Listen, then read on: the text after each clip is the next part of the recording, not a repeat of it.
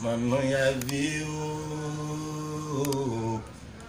não sinha kaka zande na nyon beme manje fide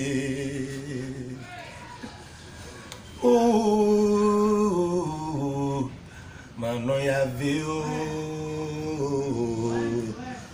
sinha kaka beme manje fide ete na nyon no yona to singanho acompanhe panto e mandou alejaí ene wezon non pacon non blossum non si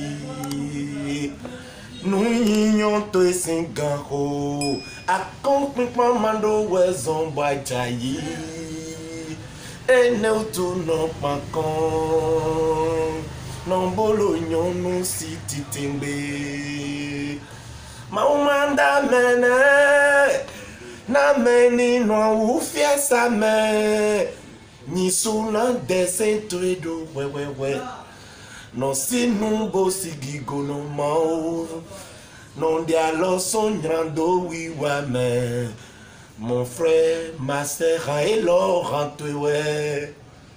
Quoi qu'en soit l'univers, il faut patienter. Avec la patience, tu dois gagner ta vie. Merci mon frère, merci ma soeur. Super.